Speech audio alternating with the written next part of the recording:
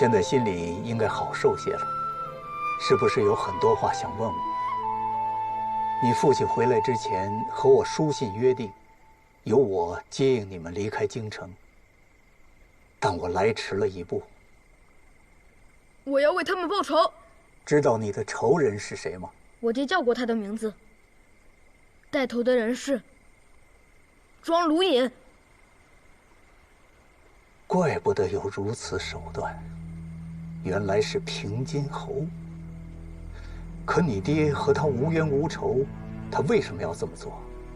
他找我爹要一样东西。什么东西？我不知道，我爹没有说。你爹从东夏回京带了一样东西回来，而平津侯为此不惜灭你满门。如果被他知道你还活着，会非常危险。昨夜的一切你已无法改变。你确定要报仇吗？如果不能报仇，还不如死了。如果你愿意照我说的做，我有办法帮你。求您告诉我。平津侯位高权重，想报仇需要时间。你要蛰伏学习技艺。要多久？至少10年。我会送你去学艺的地方，以后就靠你自己了。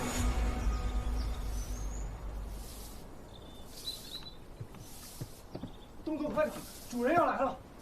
你们主人是谁？就是你师傅啊。师傅。你就是蒯夺的孩子，下来我看看。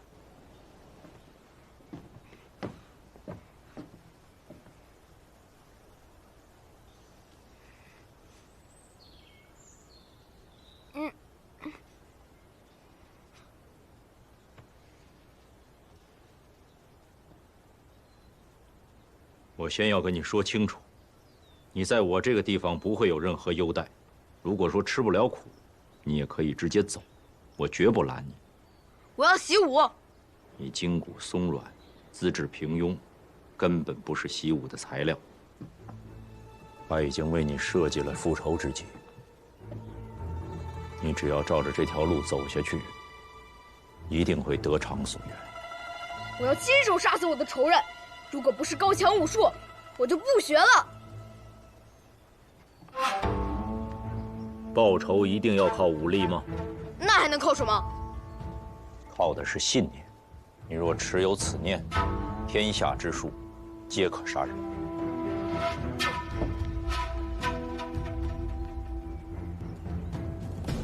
顾存，在。右袖比左袖少了1寸，做事做得不够仔细。这屋子里的人3日之内都不需要吃饭了。若再有下次，打断小指骨，逐出府上，也不需要再回来了。主人恕罪。你这人怎么这么刻薄？明明都是些小事儿。你还未学习，就先质疑起来了。看来你的父母对你也是疏于管教。你不许说我爹娘！顾存。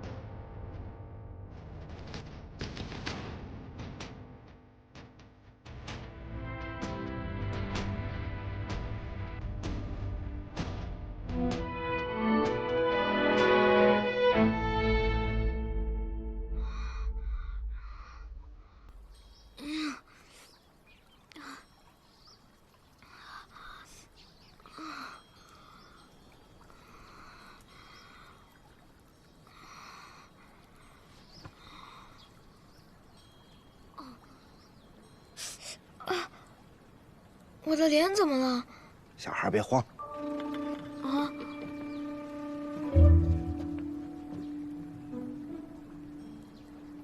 只是微调了你的眉眼和骨相，重新缝合的肌理，看上去啊，就跟以前大不相同了。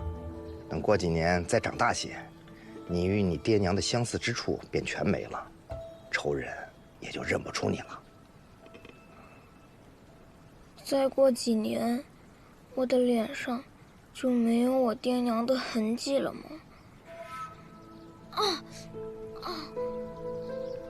我问你，你背后的伤什么时候受的？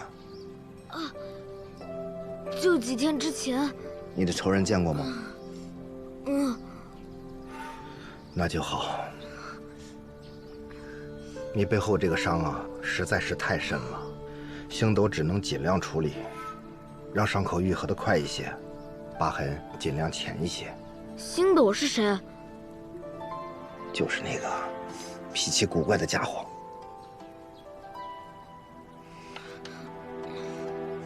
那你又是谁？我叫高明，是你另一个师傅。你又能教我什么？哼，臭小子，少瞧不起人啊！你若觉得你什么都会，先想办法从这里出来吧。你星斗师傅心狠手辣，你要是出不来，小心饿死。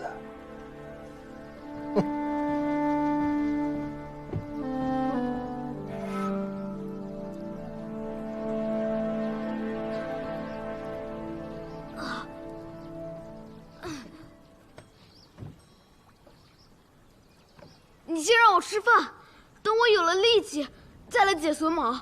你生在营造世家，要是最简单的榫卯都解不开，我看你爹蒯夺也是徒有虚名。不许你说我爹！你答应过恩公要教我复仇之术，我就不信你能把我活活饿死。我确实是答应他教你复仇之术，可你现在变了样子，大不了我再找个别的小孩替了你便是。想考我，我爹都教过。我现在就出来给你看。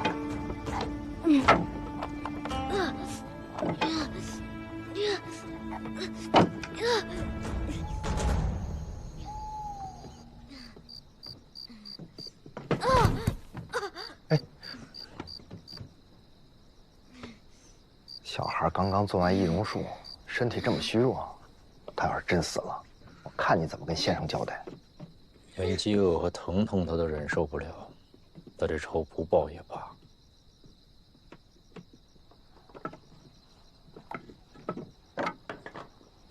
小小年纪，秉性如此坚韧，实在是个好苗子呀。走吧。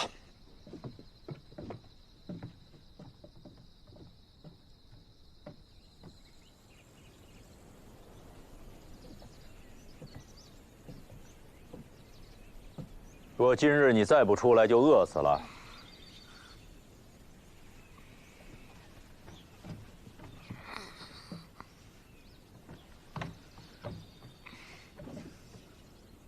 你讨厌我，因为你讨厌我爹。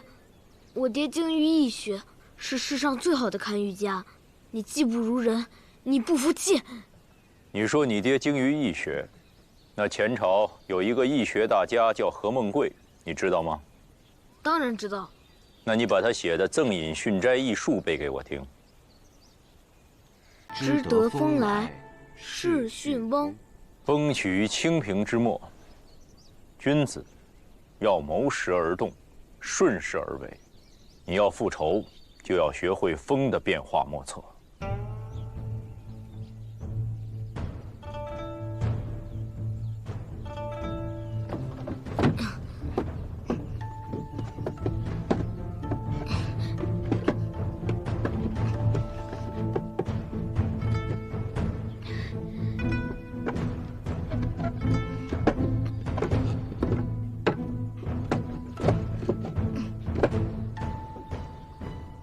万有资该引混蒙，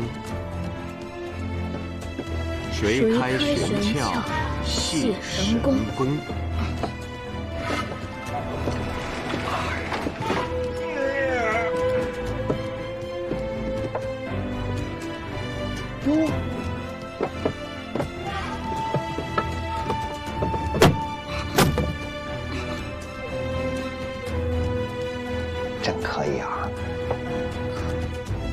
经四圣，西周孔，数冠三天，先后中，直策不虚，函馆录，太玄修复，问杨雄。至今风起，从何入？知得风来，是迅风。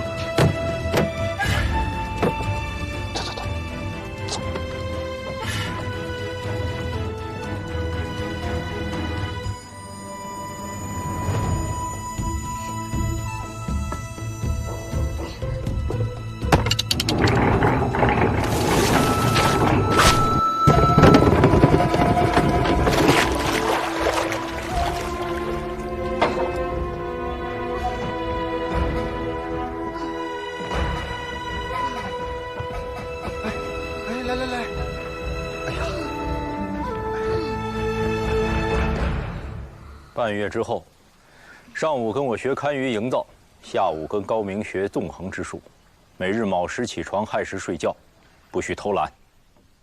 哎呀，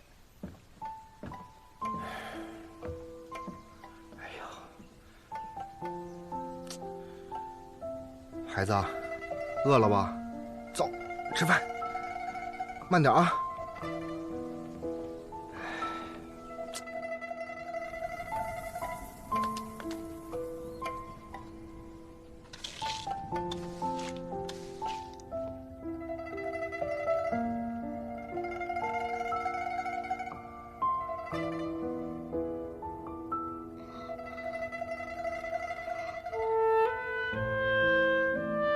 昼出耘田，夜绩麻。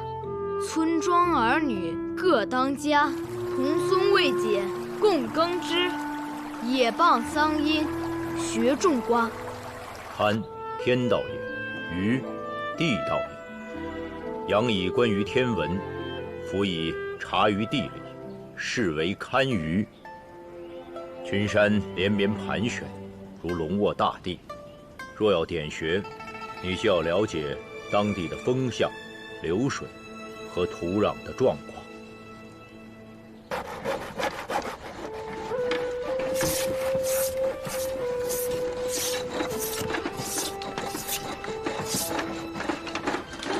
伸手。师傅，我哪里出错了？斗孔差了1厘，也就1厘。失之毫厘，谬以千里。将来这1毫1厘就会让你送命。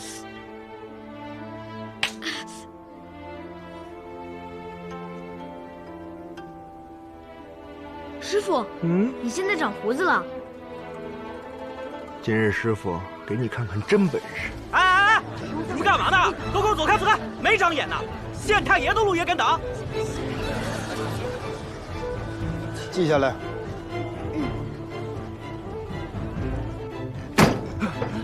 一个小小的知县都当不好，看看这里让你管成什么样子了！当官就知道上下打点，捞捞银子，早晚埋死在银子堆里。是，要不是本官赶在御史前来到此地，你的所作所为传回去，恐怕有几个脑袋都不够掉的。是。来，本官给你一个改过自新的机会，贪了多少，就还多少。那些恶贯满盈的，要抓要杀，你自己心里有数。别怕，你的背后自有人撑腰。是。你既没穿官服，也没车驾，他凭什么相信你啊？你自己刚刚不是也叫我大人吗？你要做的，就是要让人相信你想让他们相信的事。最重要的，不是扮得有多真，穿得有多像，而是要知道对方最怕什么，最图什么。纵横术涉及天下学识，你需面面俱到，样样精通。凭3寸不烂之舌，便可强于100万之师。师傅，全部都已经熟记于心了。都记住了。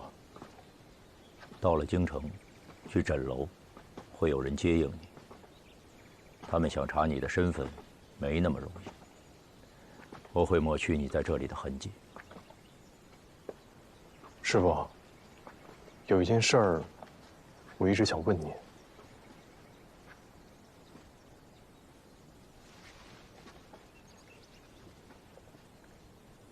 多年以前，你就已经看到我手上的印记。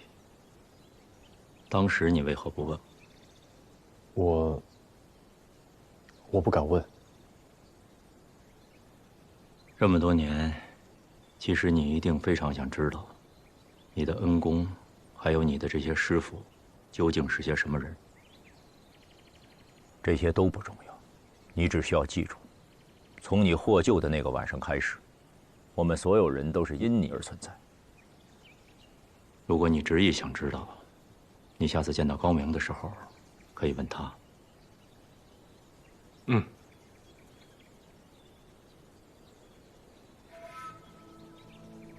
走吧。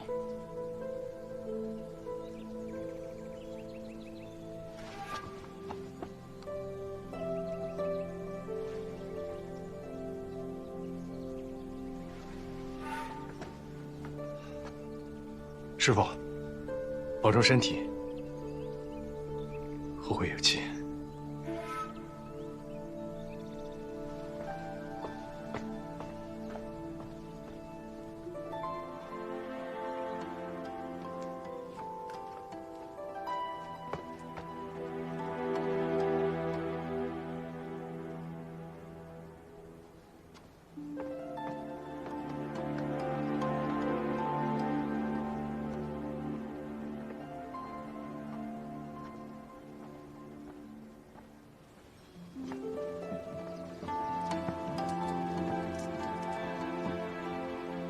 你们按我说的做，做完以后，你们都走吧。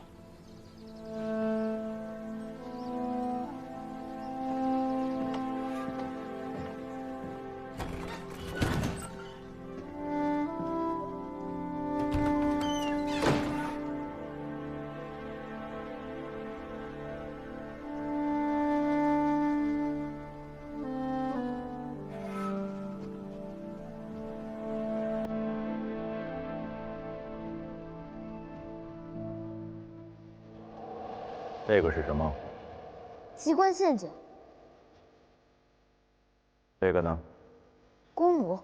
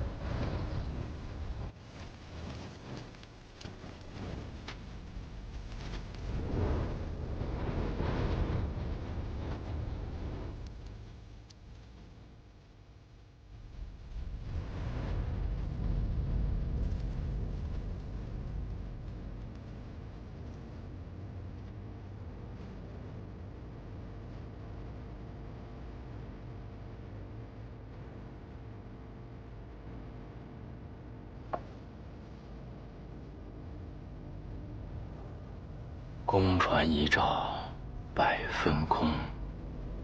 何处不相逢？志奴，师傅，没想到来接我的人是你啊！你来京城，师傅当然要提前过来打点了。要不是我在，恐怕你的小命就交代在这儿了。我今天确实大意了，没想到被人在枕头上了一课。那个戏弄你的姑娘是谁？不清楚，我只知道她为枕楼办事儿。师傅，那些厂卫很棘手吗？没事，我是一帮听命办事的家伙，估计这会儿也反应过来，你不是他们要抓的人。小子，今天瞧见京城的卧虎藏龙，伯爵云归了吧？您说的对，是应该多加小心。哎，不过也不是完全没有收获，我至少知道了平津侯正在办的事儿。你说说。太后下葬，朝臣们分为了2派，一派力主维持现状，让先帝和李贵太妃合葬，而另一派力主迁出李贵太妃的棺椁，促成帝后合葬。皇帝为难，所以将这烫手的山芋交给了平津侯的儿子，工部侍郎庄知府去做。而如今只剩下3日期限，所以平津侯请命揽下此事。现在他正在满京城的找风水先生。我问你，太后是谁？先帝的皇后，皇上的嫡母。李贵太妃是谁？皇上的生母，先帝深爱的妃子。那你说这是谁和谁之争？是皇上。所以这件事看似是新旧朝臣的礼仪之争，但实则是皇上和朝廷的礼法之争。不移贵太妃的棺椁，失了臣心；移出贵太妃棺椁，又失了民心。怎么做都是错。所以，你现在还觉得这件事儿是找个风水先生就能解决的吗？那平津侯应该也知道这个道理，他为什么还这么做？哎呀，这种事儿就是做给别人看的。都给我带走！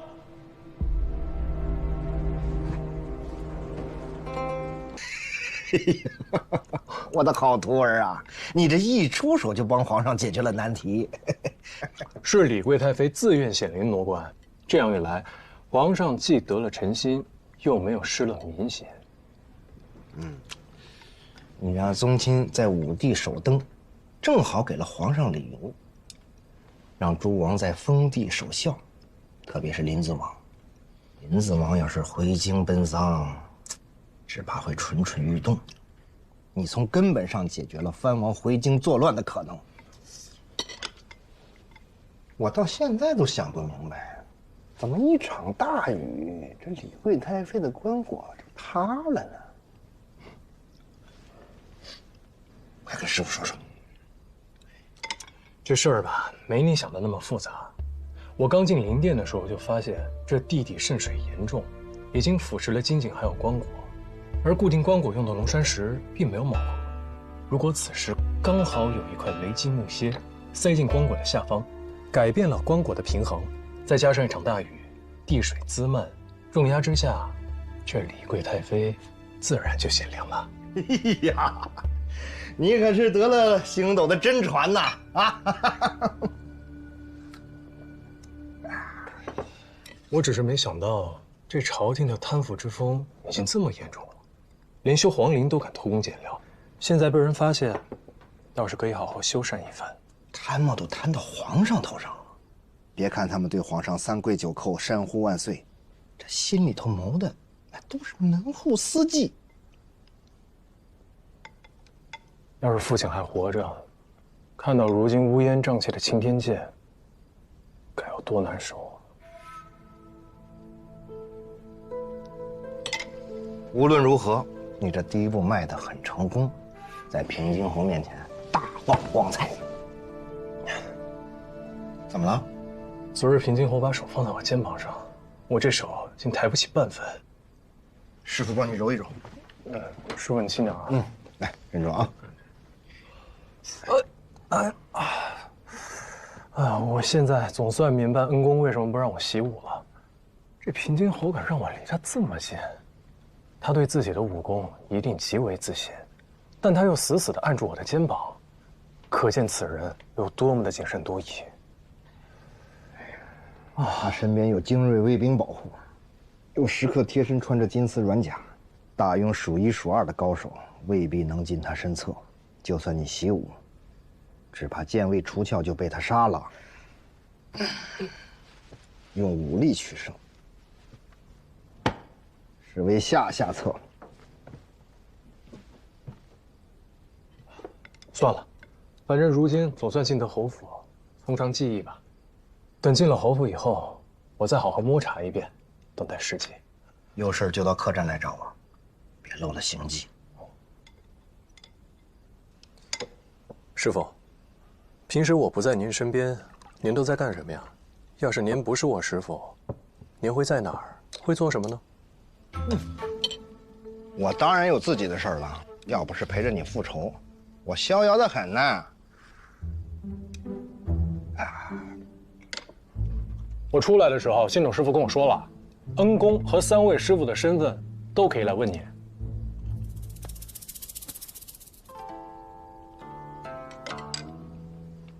想知道？嗯，这顿你请。师傅，我年纪尚轻，囊中羞涩。这我年纪大了，还两手空空的，岂不更可怜啊？拿过来吧。行。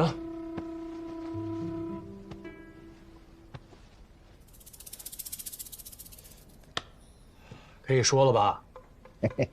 我当然可以告诉你了，不过现在还不是时候。哎，又骗我！银子还我。兵不厌诈，姜还是老的辣。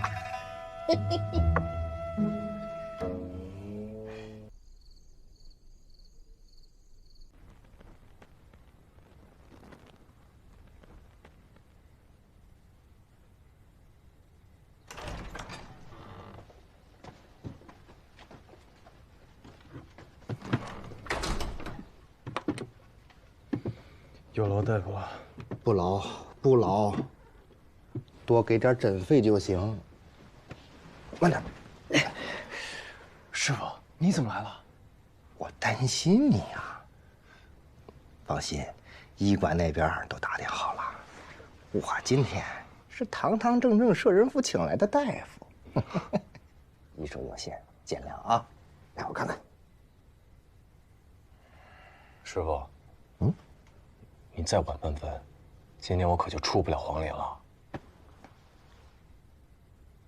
师傅老了嘛，你惹怒杨真，逼他们出手，只能应战。可是他们要的是你的命。我要的就是他们对我动手，一旦他们出手，就会露出破绽，我才有机会反败为胜。师傅，我需要你帮我办2件事。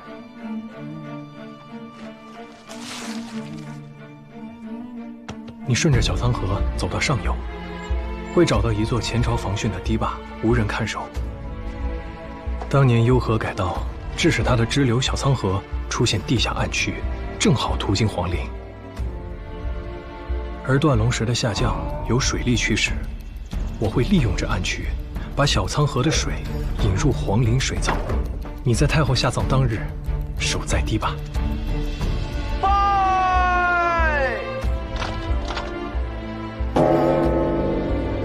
葬礼每完成一步，便会鸣钟一次。你要在丧钟第6小时做好准备。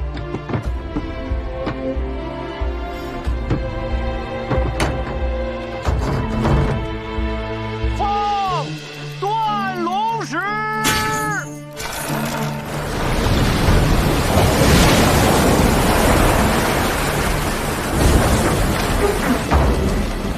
等放断龙石的第9声钟响，你立即关闭水闸。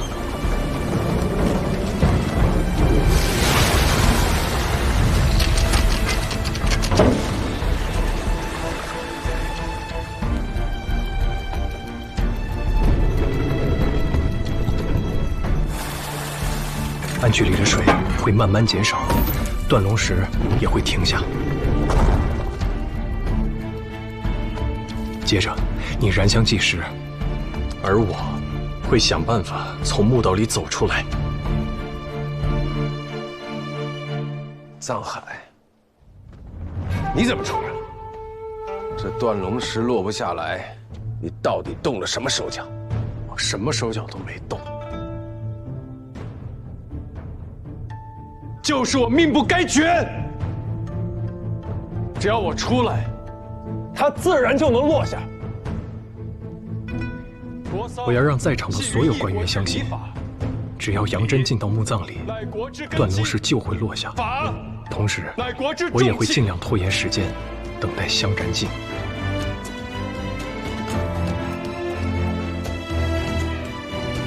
楚大人曾经跟我说过，要安抚先帝之灵，需要一个八字与先帝相合之人，永远待在皇陵中。那是谁？杨真，你胡说八道！等香燃尽的那一刻，立刻打开水闸。小海，老天保佑！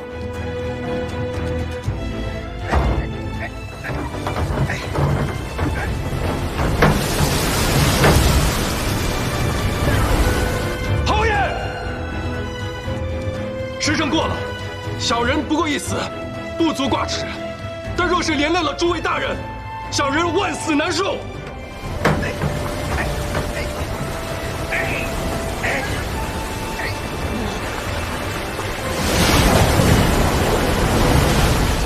而此时，就到了最关键的时刻。我赌平津侯一定会顶不住压力，让杨真进皇陵。侯爷，这是要拉小人的东归于尽啊！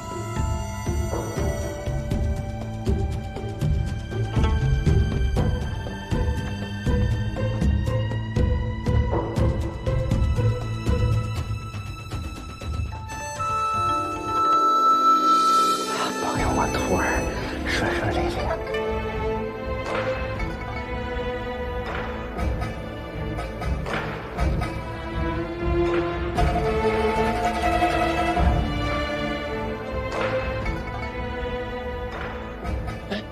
明德，明德，侯爷，大撒谎！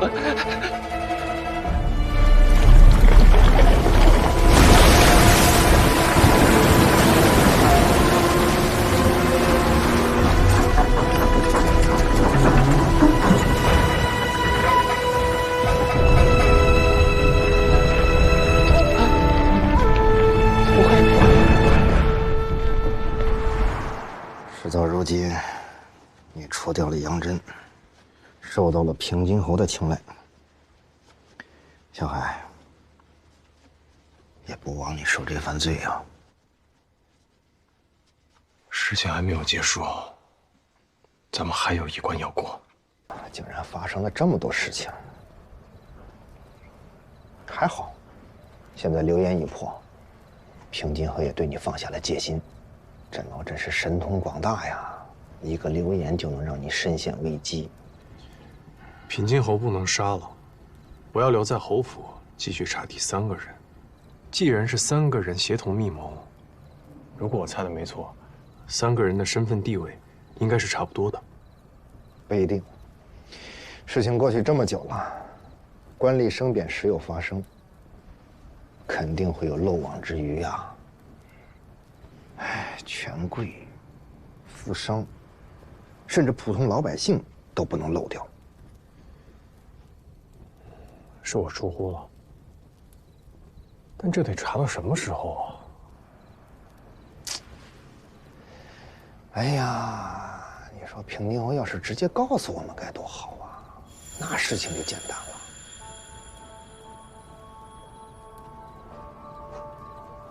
师傅，你说的对。哎呀，我还跟你说笑呢，你还当真了？不是，这事儿真的可以让平津侯亲口说出来。但我不能问，哪怕我跟他关系再亲近，一旦我问了，他就会立刻对我起疑心。所以，我需要一个人，一个可以帮我打探消息、打开平津侯之口的人。那就得是他身边最亲近的人。大夫人蒋襄，贵族出身，自视甚高，你就算对他有价值，他也会把你当狗使唤。庄知府也是一样。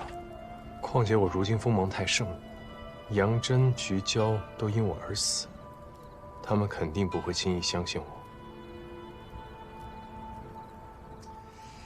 哎呀，这么说来就剩下一个人了。只可惜庄之行太过脓包，不然他真是一个不错的人选。不，他就是最适合的人选。可是京城老百姓都知道他不受平津侯待见，你确定要他？对，我要帮他获得平津侯的宠爱和信任，让他帮我问出那个人。那他凭什么帮你啊？历来历往，为利而已。你拿什么跟他换？让他成为侯府的继承人。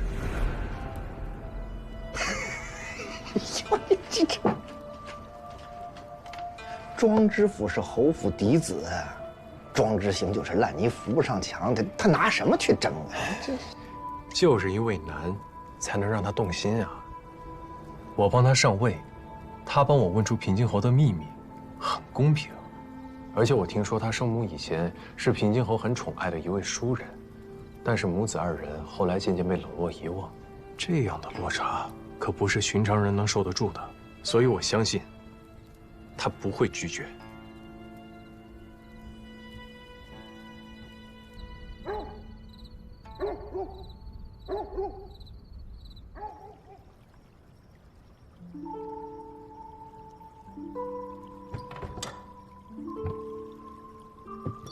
平津侯之所以袖手旁观，那是因为中州乃大将军傅之松的驻守之地。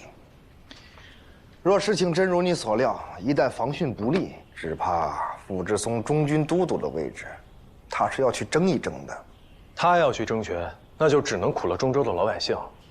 到时候雨水冲毁堤坝，又有多少人妻离子散，流离失所啊？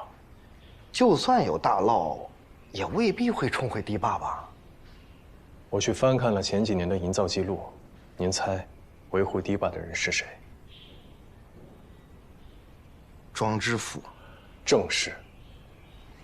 以此人的贪性，这堤坝的石土中不知道混入了多少的芦苇秸秆。中州本就少雨，偷工减料人也看不出来，但如今久旱未雨，夯土早已风化流失，遇水则溃了。听起来真是凶多吉少啊！我之前不是还跟您说，只要有机会，我一定会将楚怀民拉下来，取而代之吗？这一次，是他自掘坟墓。不仅如此，我还要把平津侯也拉进来，让他阻止灾涝，救下中州百姓。等一下，等一下，你拉平津侯这事儿有点冒险了，就没有别的办法了？我父亲曾经说过，风雨雷电、日月星辰的旨意，关乎着老百姓的温饱甚至性命。老百姓应该知道真相，避免灾祸的发生。好头儿啊！虽然你看到的是真相，但楚怀民现在是青天剑监正，他会用奇技淫巧和一些神乎其神的说法来粉饰自己的无能，因为那样往往更容易迷惑人心。你明白吗？明白。那我们就以其人之道，还治其人之身。来，让一下，让一下。来，让我看看。哎，这上面写的什么呀？中州久旱将雨，此乃大吉之兆啊！大吉！太好了，终于要下雨了，我中州的庄稼有救了呀！那可不一定。谁啊？谁？哪来的野小子？你敢质疑钦天监？我告诉你啊，钦天监监正楚怀民那料事如神，他说这天象是大吉之象，肯定错不了。是啊，是不是？是啊，天象论断，需观其变化，察其原委。楚怀民急于邀功，并未探查分明，便妄下定论。这一回，他犯了一个大错。中州的这场大雨根本就不是救人的吉雨，而是杀人的凶雨。这怎么会是杀人的凶雨呢？是啊，这雨能杀人，太吓人了！你给我站着！不，你别在这胡说八道啊！我告诉你，我可亲眼所见。前些日子天象十分特别，那是老天爷显灵，肯定是吉雨。是啊，那天象的确难得，但是楚怀民看错了，中州怕是要有祸事发生啊。你凭什么这么说？我日观天文，白虹贯日，夜观星象，月离于弊。这根本就不是什么大吉，而是大凶之象啊！大凶！中州恐怕要有大涝了。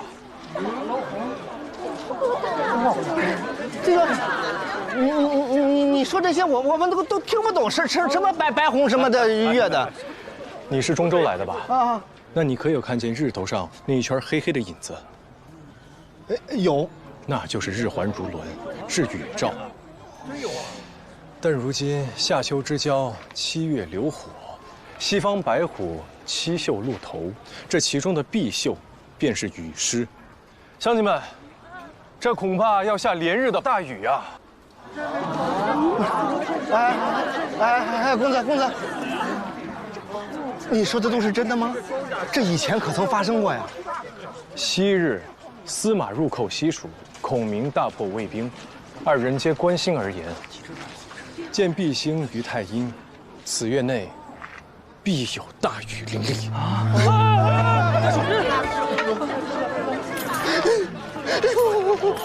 听你这么一说，这有点道理啊。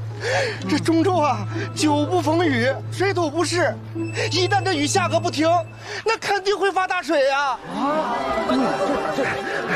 一旦冲毁堤坝，那老百姓只能流离失所，良田一去不复返呀！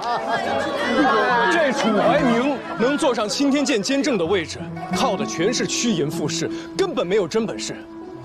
你们若是不相信，就将我刚刚说的话传出去，1传10，10传100，且等几日，看看是他楚怀明说的对，还是我说的对。这到底是谁说的对啊？谁也不认识我。老伯，照你这么说，我中州岂不是没救了？老伯，快请起。老伯，你相信我，把我刚刚说的话传给你中州的家人，让他们早做准备。好，快去。公子，不是高人，你是谁呀？我是平津侯府第1幕僚，臧海。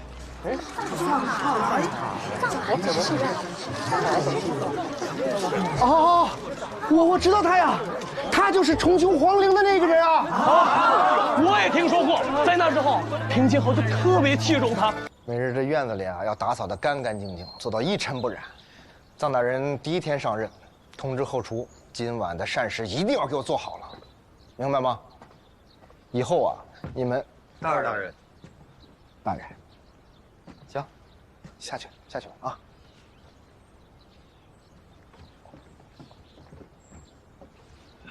回来了。我今天跟青天剑所有的官员都打了。不说，转一圈。转一圈嘛。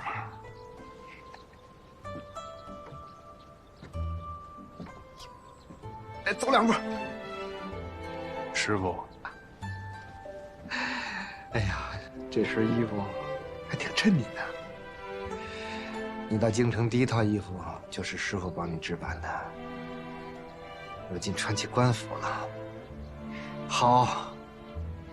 这要是让星斗老儿看见了，估计又要纠结这袖子2边的长短。今儿怎么样？快说说。如今的青天剑和我父亲在任时相比，已经完全不一样了。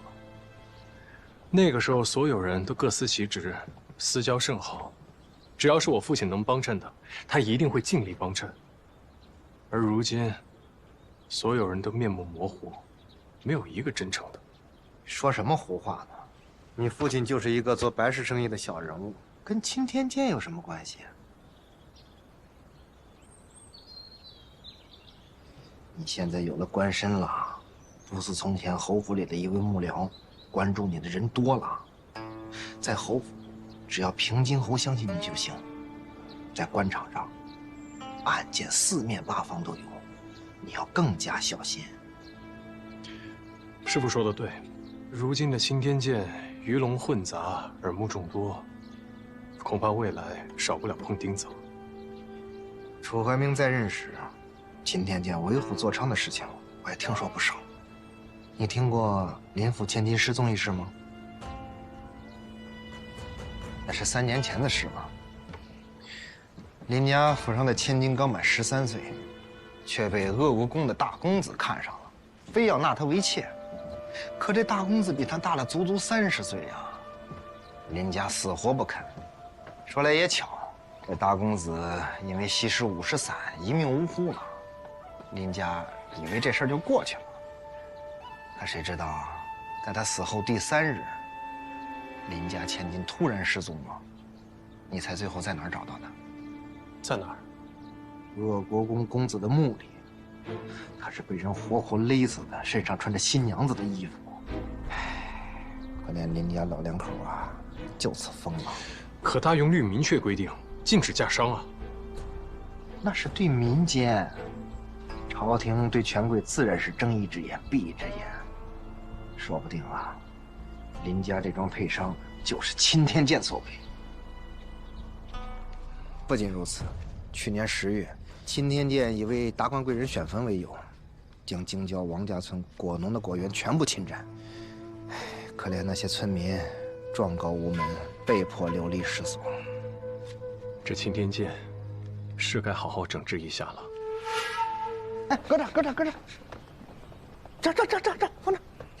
哎，哦，放这儿啊，好，可以。哎，对，这个是在这儿啊，好。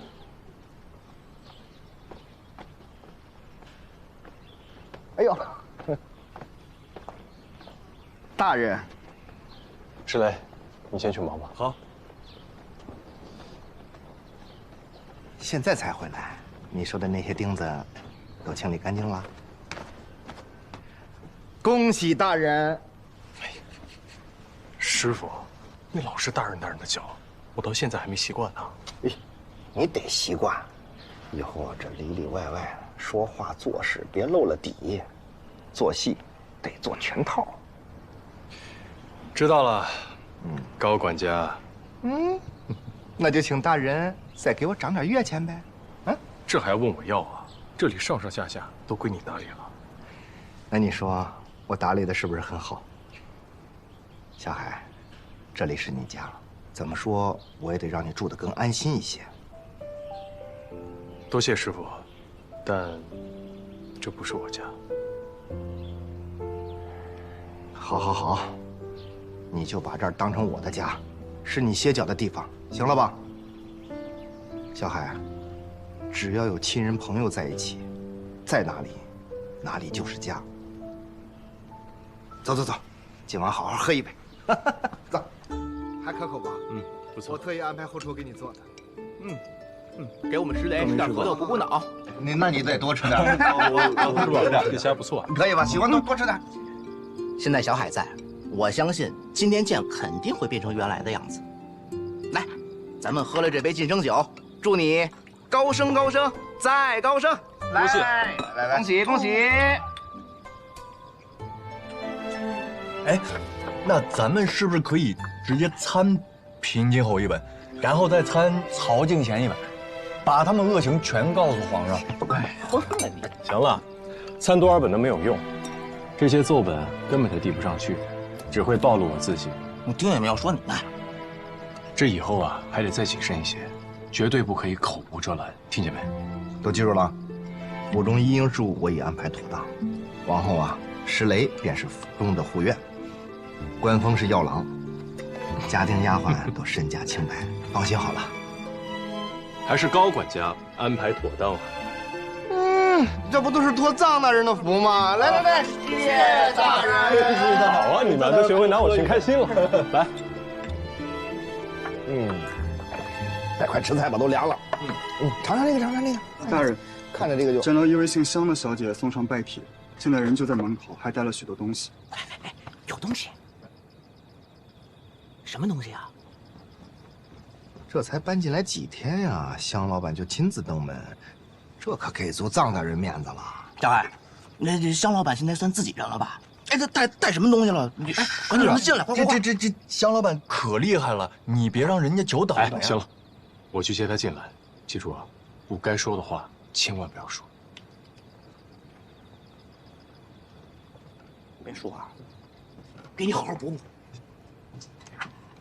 小海，香老板送来的这些东西啊，都是一些不会受人以柄的礼物，看来他很替你着想啊。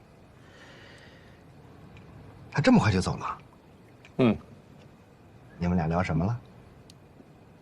他提醒我，不要在官场上弄丢了自己。就这些啊？没聊别的？对啊。完了，我们来京城还是来早了。师傅，此言何意啊？行了，不聊这些了，吃吧吃吧。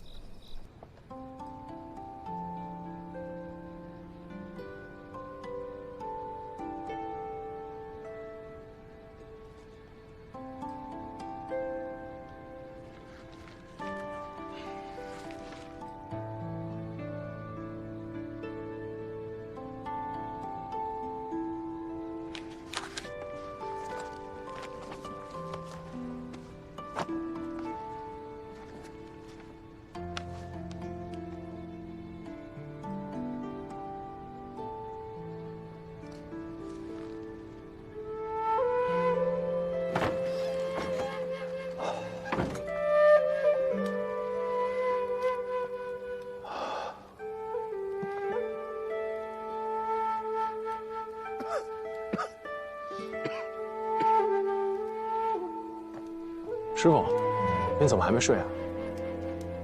徒儿心烦，做师傅的自然也睡不踏实。坐。果然，什么事情都瞒不过师傅您啊。那是。其实我今天没有跟您说实话。香老板的事吧？他今天问了我一个问题，我不知道该如何回答，他便走了。你是不知道该如何回答呢，还是不敢回答呀？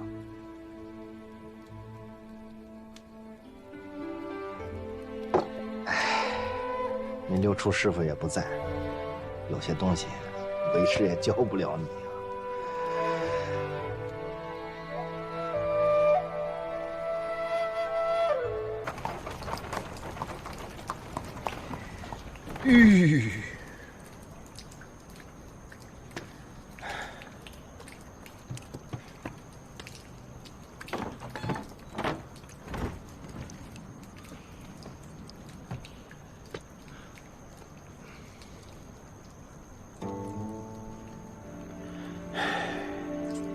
灭门案后，这里变成了凶宅，一直空置着，被人遗忘。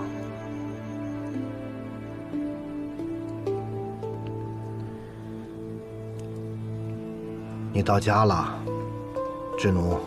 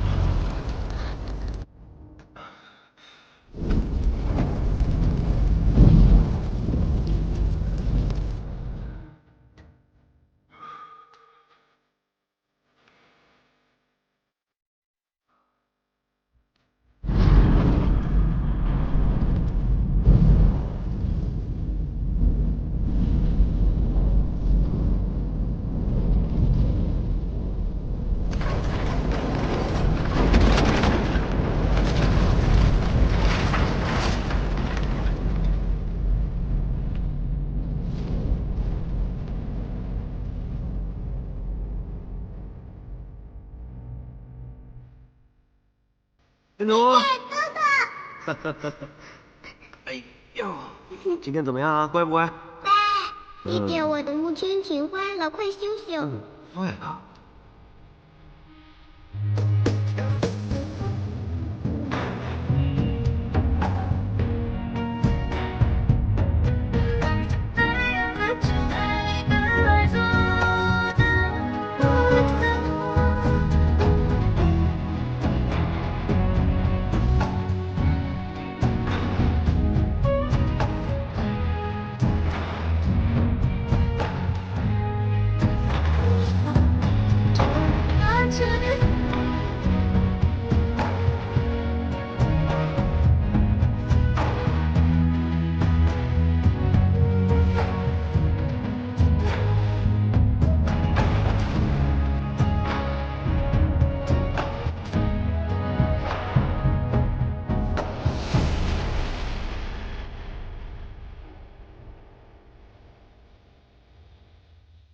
这隐士的痛，可有一丝喘息的出口？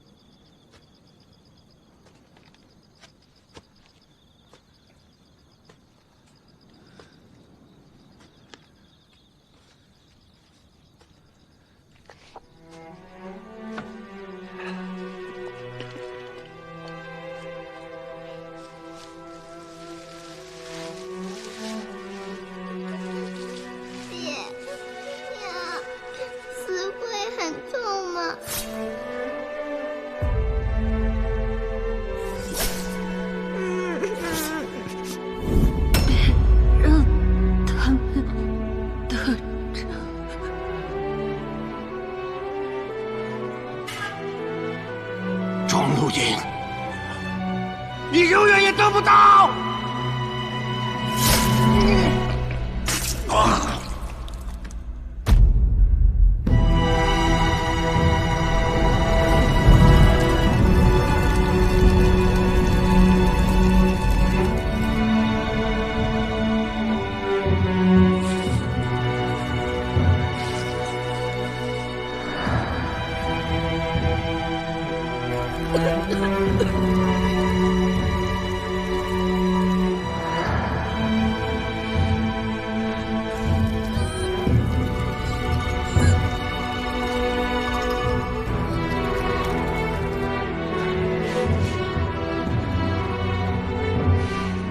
爹，娘，请保佑孩儿一定杀了平静后。从东校回京带了一样东西。乖，不要怕，我自己犯的错，叶轩，娘，孩儿笨的。活在这个世上的每一日，你不想杀无辜之人，天以后可曾奉给你家一个？最怕的不是疼，求活下去，也无法报仇。如果不能报仇，还不如死啊！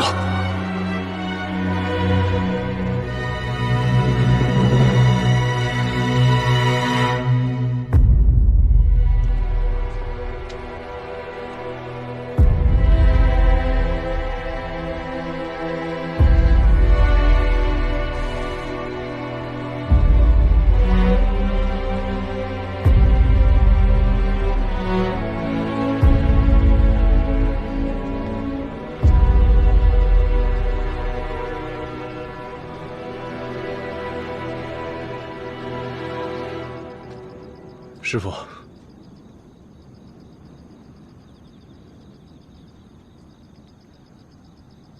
掀开伤疤，面对最不愿意回忆的一切，自然会让你想起心中的恨。当然了，你也可以选择淡忘它。你还年轻，人生不过刚刚开始，一切都由着你的心。唯独不能迟疑。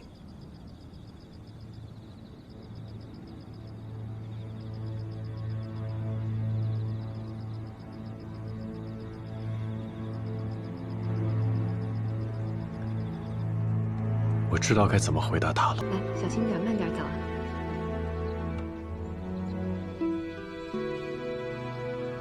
很久没出来了吧？今日放晴，咱们多走走。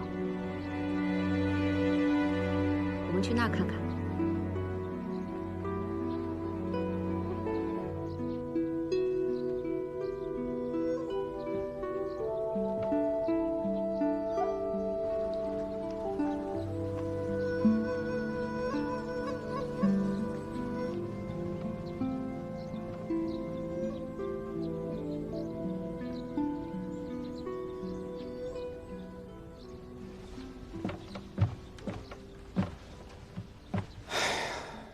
我把消息都散出去了，可是东夏王庭没有一点反应。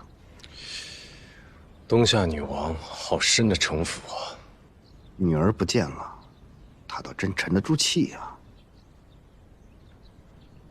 我们诱她的计谋，只怕也被她识破了。她是轻易不会来大用的。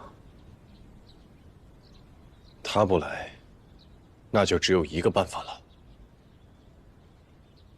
哦，哎呦啊！快，就等这口了，热乎的。好，摆动小心，小心倒了。哎，菜上齐了，可以开饭了。味道不错啊，味道不错，我做的。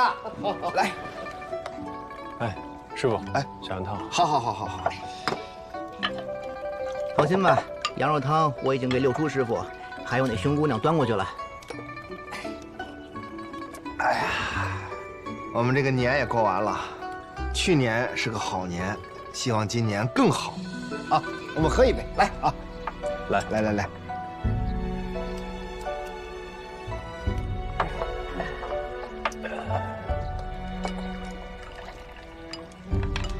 关峰啊，回头我送你跟石雷去青边县，跟着石大人多学些手艺。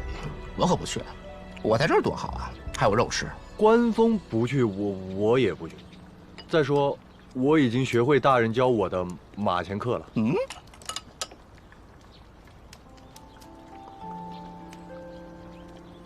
算到什么了？我算到我今年一定会顺顺遂遂，而且我会有一匹千里马，骑着它可以去很远很远的地方。你呀，就是想让小海送那匹马呗，你就直说呗，说这么多，快吃。师傅。徒儿祝您长命百岁，日日如意。好。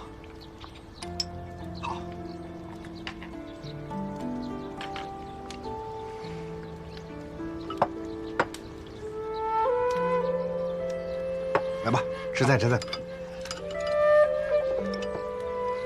多吃点啊！你们多吃点。这个好吃啊！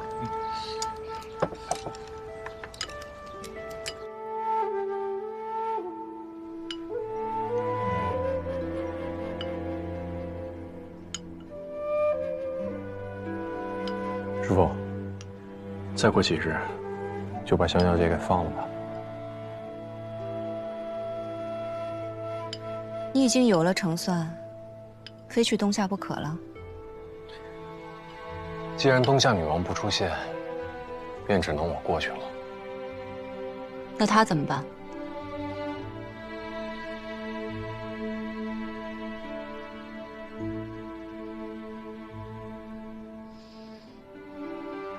你这样逼自己又是何苦呢？你以为感情如堪舆一般简单吗？当情与仇缠在一起时，无论你如何筹谋，作何决定，可能都难分对错。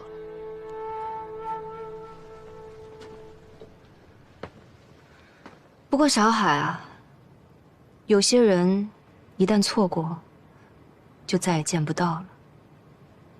人生本不该如此。我不希望你留有遗憾。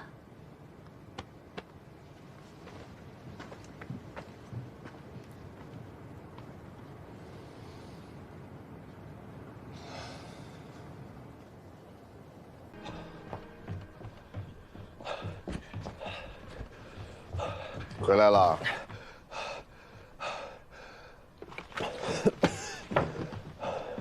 怎么了？哎，你怎么出这么多汗啊？发生什么事了？你说话呀！到底发生什么事了？我知道桂熙在哪儿了。啊？在哪儿？在皇宫，在皇上的含章殿里。含章殿？哎呀，这么说，你爹当年……我回来的路上一直在想，普天之下最隐秘的地方，莫过于皇宫，莫过于皇上的龙榻之侧。那你说，皇上这么多年知不知道呢？要说在皇宫的其他地方，我尚且相信那是你爹偷偷藏的，可那是含章殿呀，皇上每天待的地方。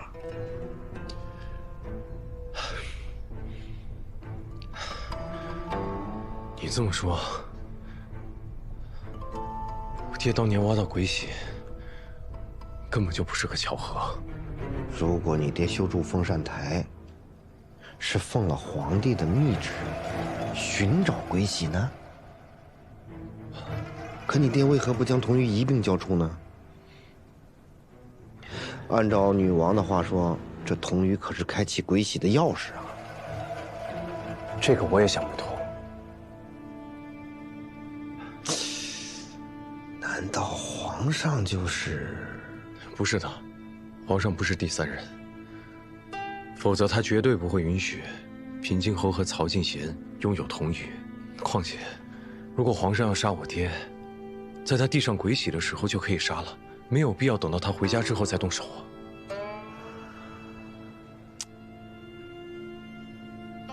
鬼玺在皇上手里，童玉在你的仇人手中。那天到底发生了什么？除了皇上和你爹，恐怕再无人知晓了。皇上今日在大殿上震怒，恐怕他已经知道鬼玺被盗了，而东夏女王也在昨夜暴毙。这天下间没有这么巧合的事。至宫周围布满了禁军，看来皇上不仅知道鬼玺被盗了，还怀疑到了东夏人头上。而曹敬贤已经拿到了鬼玺，这下可糟了。曹敬贤今日并没有出现，他伤得不轻，短时间内不会轻举妄动了。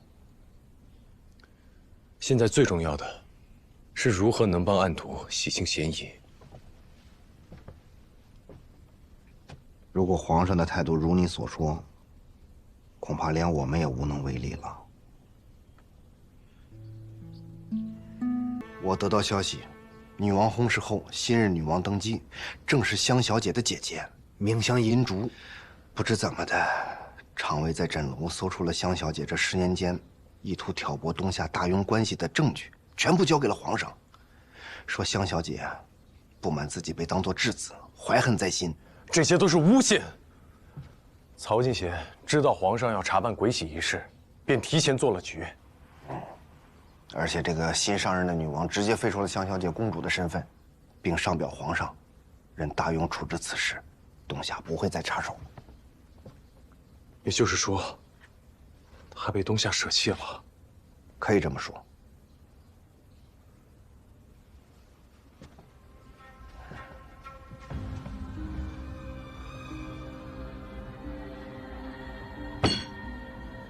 这曹敬贤身受重伤，竟然还有如此大的能耐。女王已死，他拿到鬼玺，第一个要铲除的，便是我和暗图。那怎么办啊？我们要不要去救香小姐？不可轻举妄动。一旦我们有所动作，很可能给他招致杀身之祸。难道就没有办法了吗？师傅，我需要你造一份刑科假帖。你想去赵玉？不可！哎呀，绝不可！小子，你现在身份特殊，这样做很危险的。我大仇未报，不会乱来的。您就帮我这一次。可是刑科的大印哪那么好造假呀？但我的师傅一定能做得到。我不需要很精细，只需要唬住那些狱卒就行了。可稍有不慎，你俩就出不来了。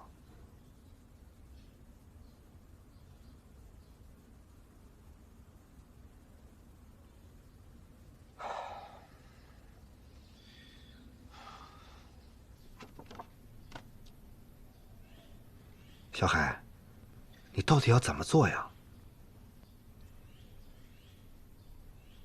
我接下来说的话很重要，你们不要问缘由，照我说的话去做就行，且要确保万无一失。我今日就会拿着这刑科假帖去见香案图，他那边的情况我一概不知，所以我必须尽快见着他才行。而你们要做的，就是在家里等我，不管多晚都要等。等我回来以后，我们必须尽快想出一个营救他的法子。时间紧迫，也许他明日就会出事，我们可能只剩几个时辰去救他了。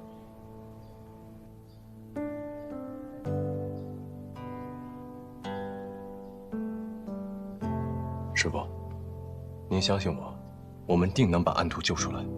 姑娘，你在里边受苦了，他们没有对你动刑吧？我没事，谢谢高明师傅。你们两个别磨蹭了，我们走吧。那大人，你和香小姐先上车吧。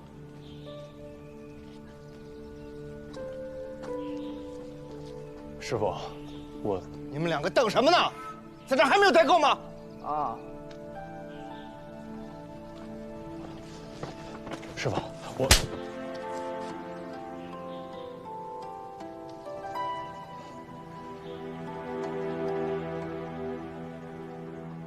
回家。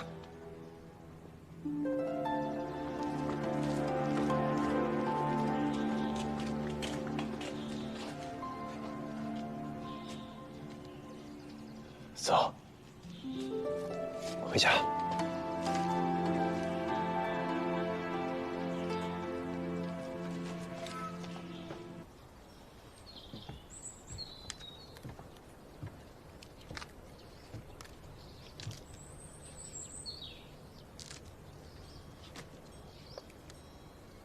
你站这儿干什么？徒儿怕师傅一个人忙不过来，想过来给师傅打下手。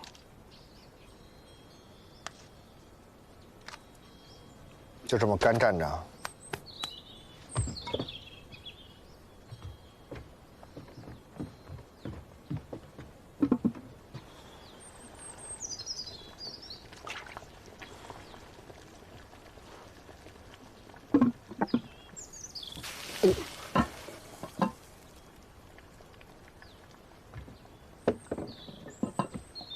师傅今儿备的什么菜啊？给我说说呗。我上桌你就知道了。从来没见师傅下过厨，我一定多吃几碗。你想多了啊，没做你的。错了。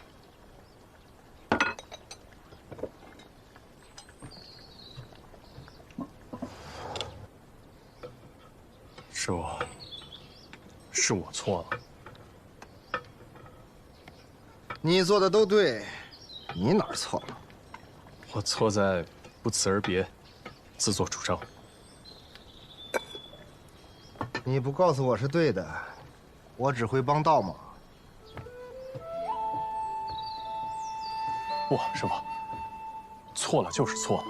您曾经跟我说过，复仇最重要的是活着。你这次是为了救香小姐，我相信你是胸有成竹，是有十足的把握才如此行事的。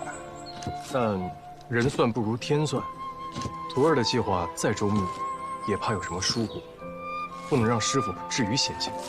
哎呀，这，看看。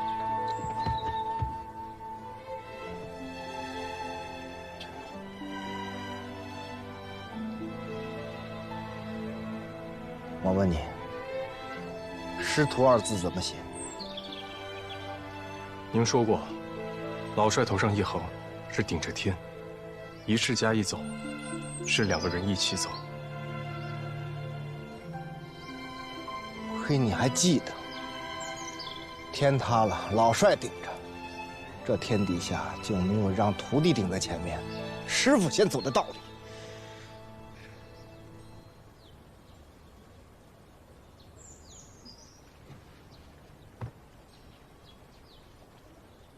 师傅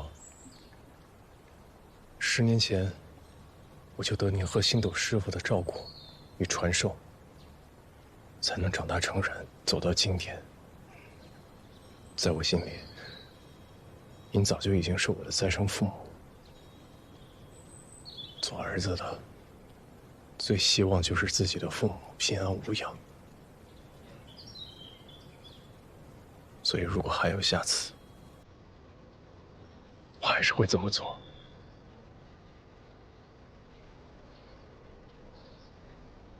唉，为人父母，宁愿为自己的孩子去死，也不会自己苟活。报仇，你要先活着；救人，你更要先活着。这是你成了，可以回来向我认错。你要是败了呢，我可就没徒弟了。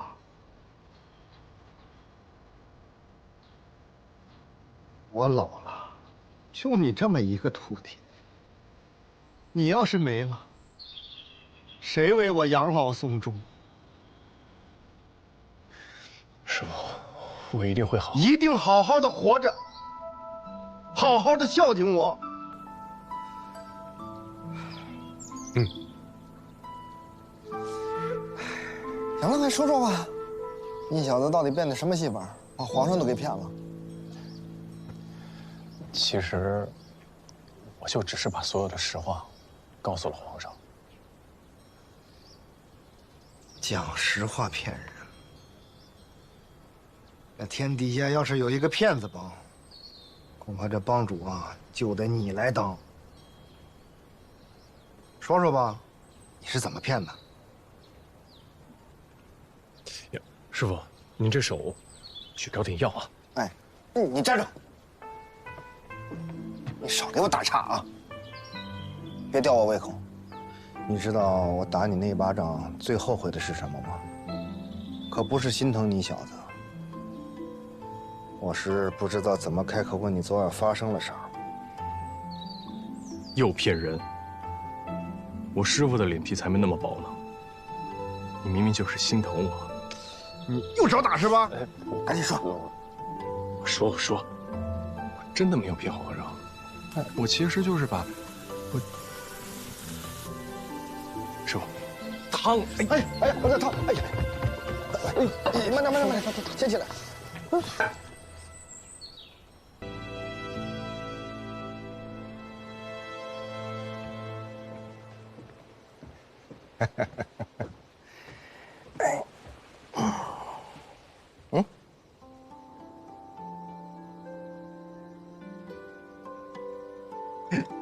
先生可算是告诉你了，真是把我给憋坏了。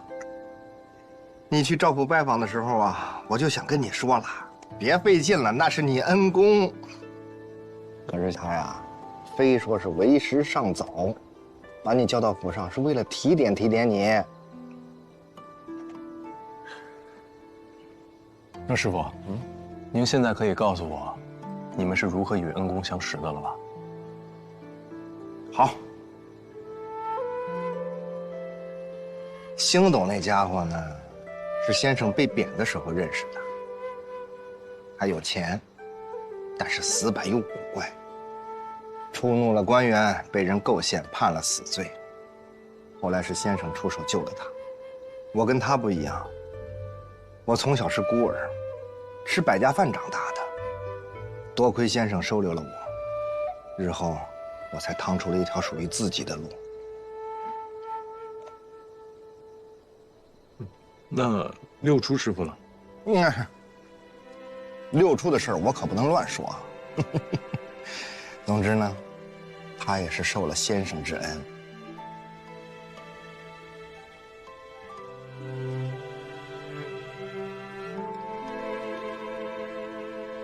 你要是埋怨师傅一直瞒着你，也是应该的。但我想，只要感情是真的，有时候谎言未见得是坏事。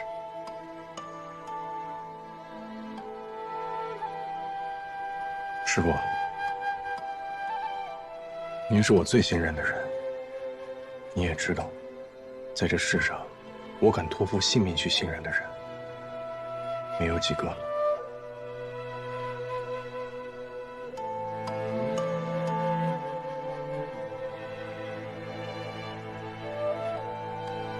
还是那句话，活着比什么都重要。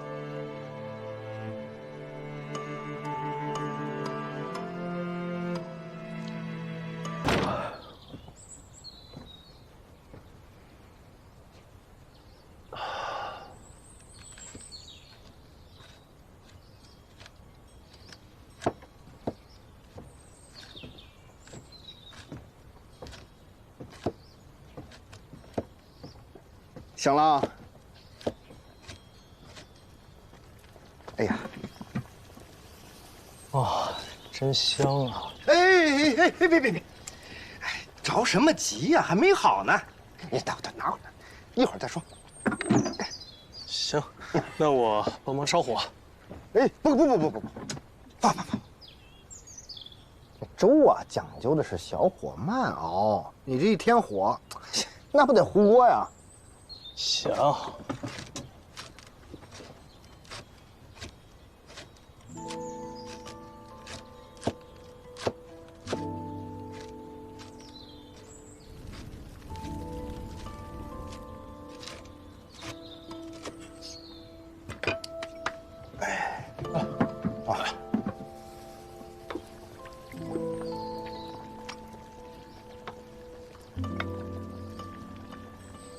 来，先尝尝。谢师傅。哎呀，烫啊！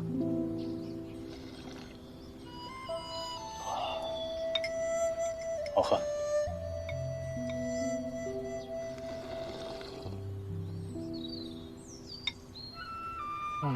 这会儿胃里舒服了。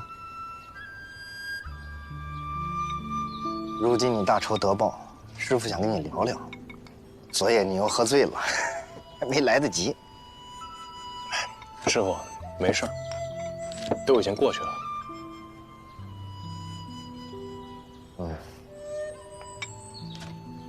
那你日后打算如何呀？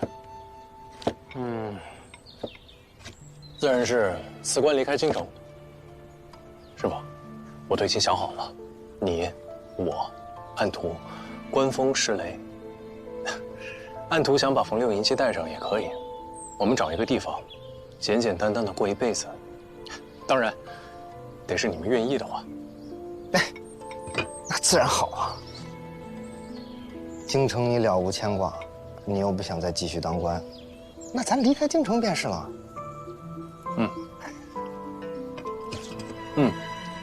我还想回一趟清泉镇，把这个消息告诉星斗师傅。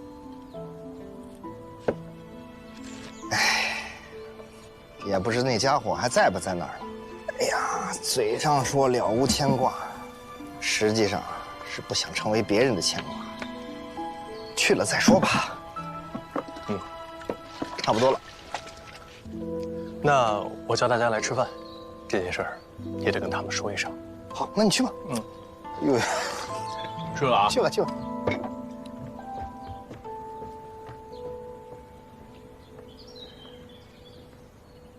东西都在这儿了，小姐。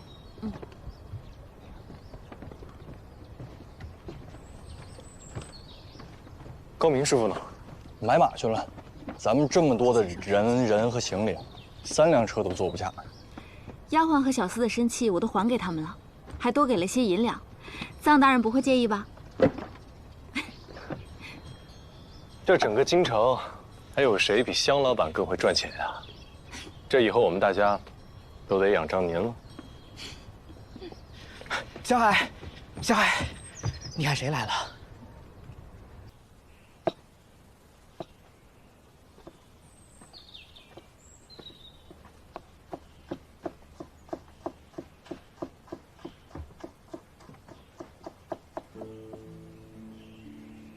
师傅，回来了。今天吃炸酱面，别着急，等会儿啊。我今天太累了，没什么胃口，想休息休息。内阁呀，真是一个不好待的地方啊。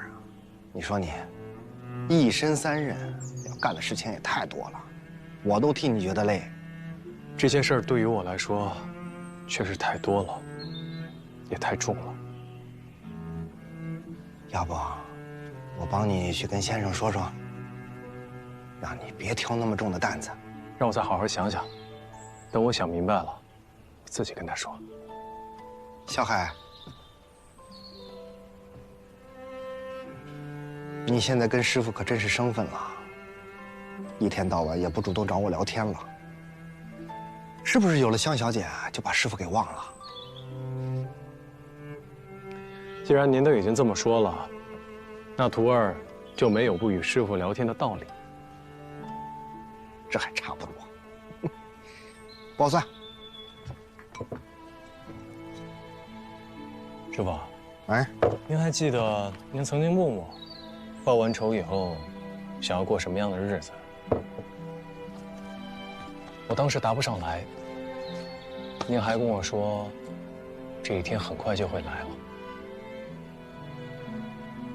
师傅说的果然没错。我现在做出了选择，跟着恩公，继续在朝为官。但我很想知道，师傅您呢？我？恩公让师傅跟着我，助我报仇。现在大仇已报，师傅难道就没想过自己以后要做什么吗？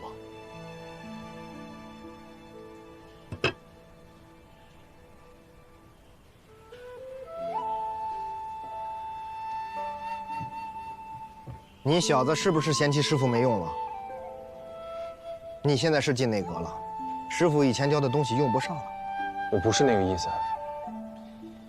我知道你不是那个意思，我逗你小子呢。哎，真想知道？嗯。嗯。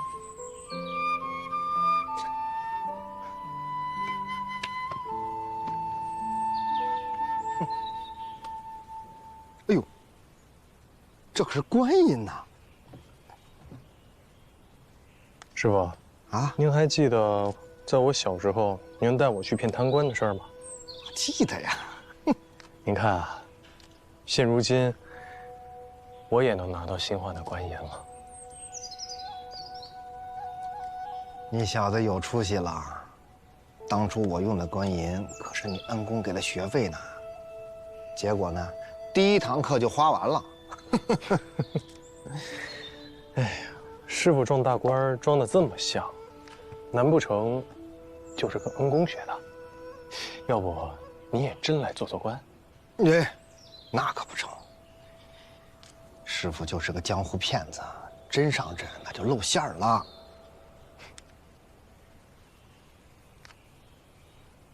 我看不会。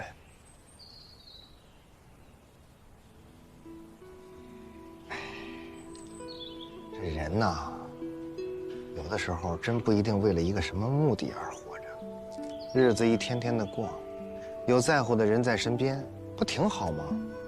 你在京城，你恩公也在京城，师傅我能去哪儿啊？我就在家里给你打打下手，做个厨子。既然教不了你本事，那我就把你的胃养好。嗯。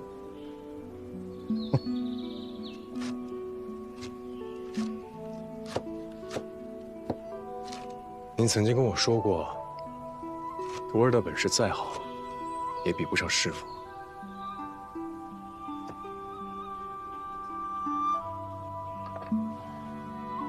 行，你也忙了一天了，进屋睡会儿。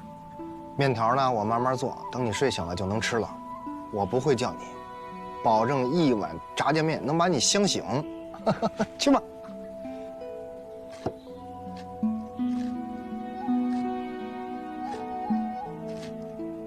好。嗯。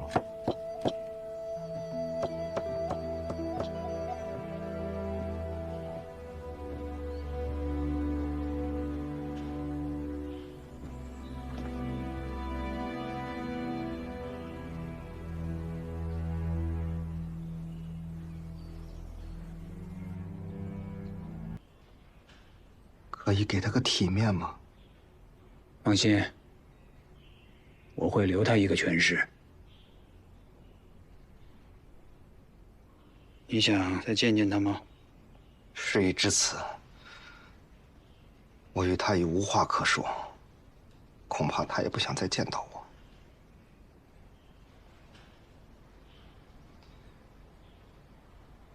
先生，我想给小海再做顿饭，让他吃饱了再上路。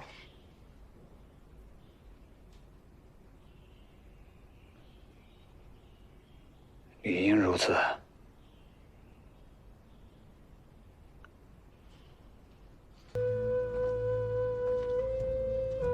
高明，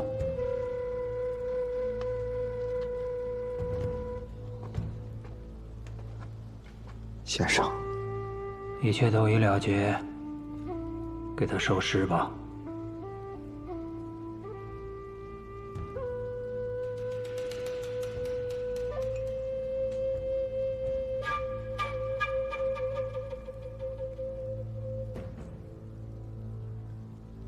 谢谢先生。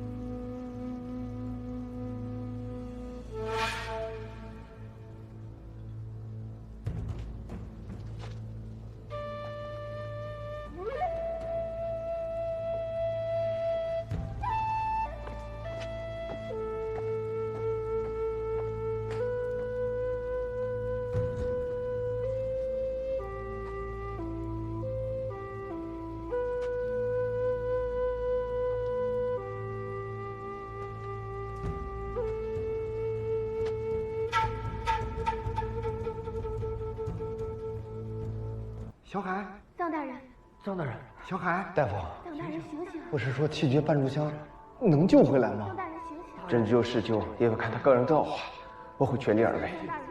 刚才已经正过人中，现在保证内关和涌泉。大人，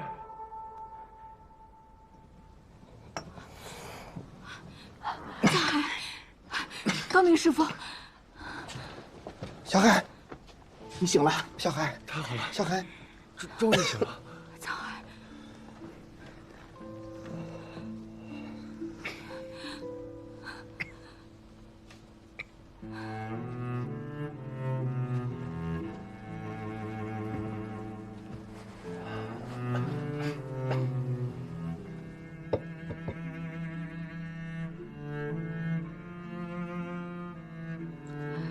臧海，多亏了高明师傅才把你救出来。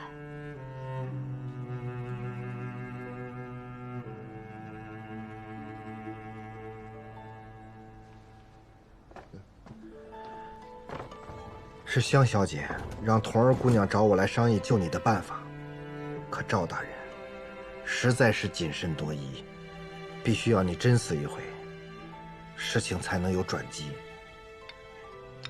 您是不是在饭菜里加了什么东西，让人一吃就会头晕无比，浑身无力？我加了秘药，这样能够让你提前昏迷，脉息全无。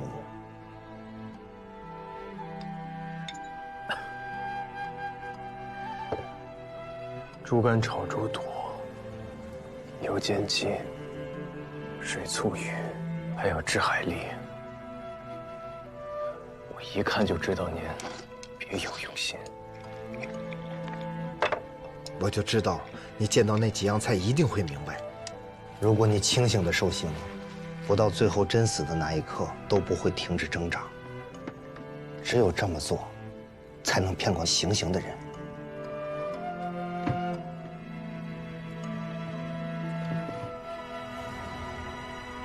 小海，等出了城，马车会把你们带到一个安全的地方，你们搭上去东夏的商队，就能顺利离开大庸。等到了东夏，就要靠香小姐了。师傅，你不和我们一起？我可去不了，我得留在赵大人身边，帮你们盯着他的动静。小海在鬼门关上走这么一遭，我现在还后怕呢。师傅，原来人之将死，是可以梦到自己家人的。他们还是我记忆中的样子。那他们和你说什么了？他们说很想我，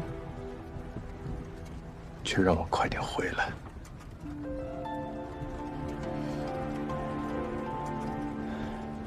小海，还记得你离开星斗府的那天吗？师父不辞而别的那天。其实，我和你星斗师傅吵了一架，他一直觉得智奴不应该是藏海，要忘记仇恨，才能开始新的人生。而我却认为，只有你解决了仇恨，才能真正放下，找到属于自己的未来。放心吧，我已经不是10年前的那个智奴了。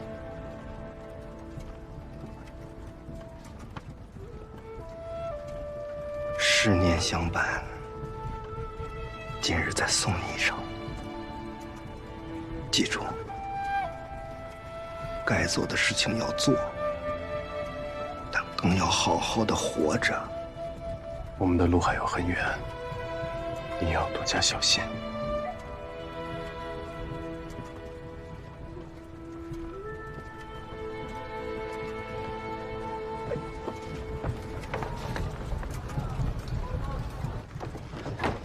快到城门了，快躺下。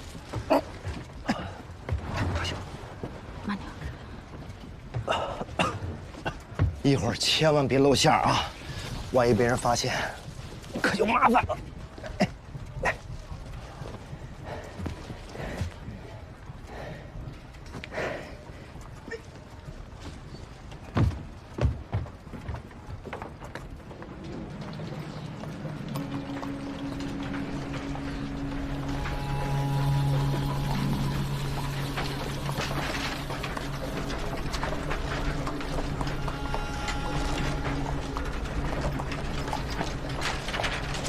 停车！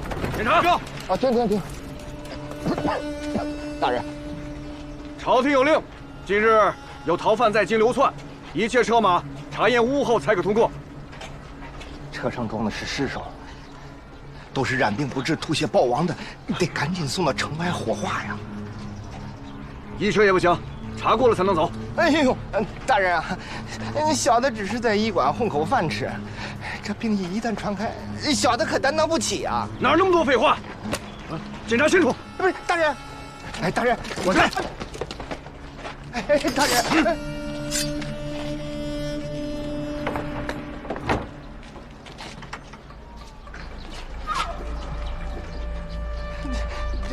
这尸首。检查仔细点。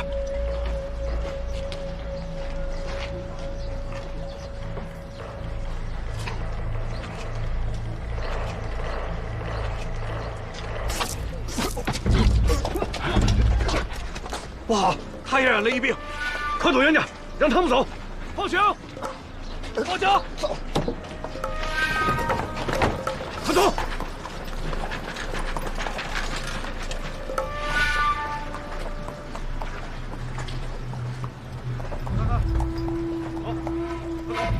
走。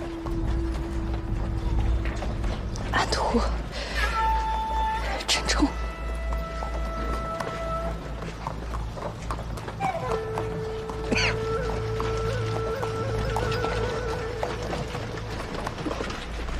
停车！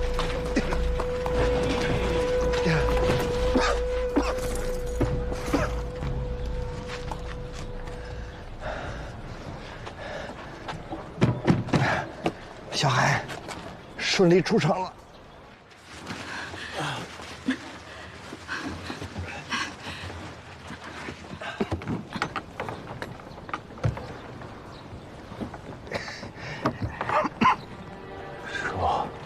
怎么了？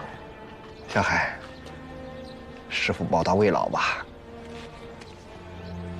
幸好留了一手，要不然真不好蒙混过关。你没事儿，小海，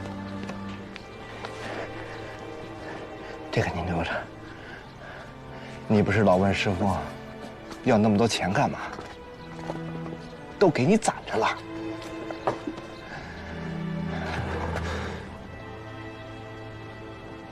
送君千里，终须一别。这关过了，往后的路，师傅就不陪你走了。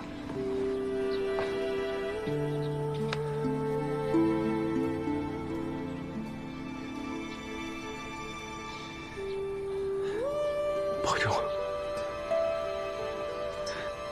一定要等我回来。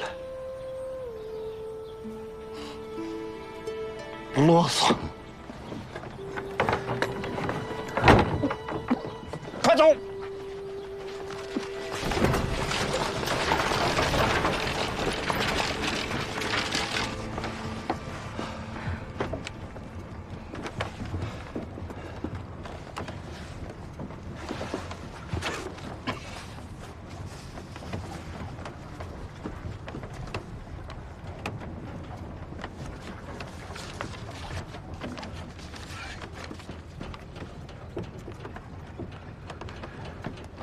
停车！停车！小海怎么了？停车！小海，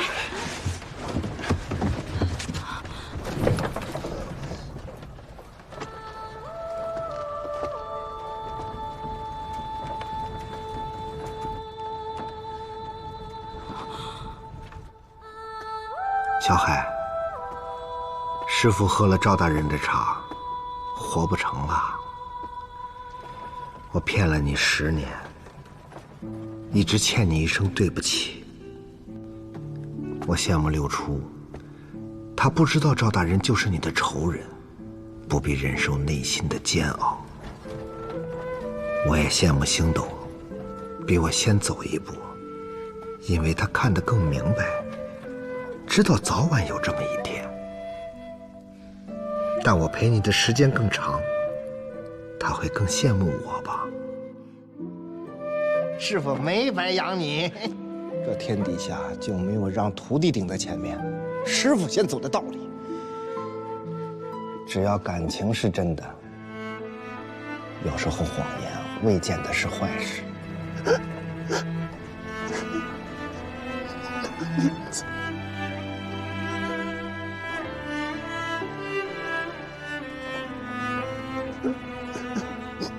嗯。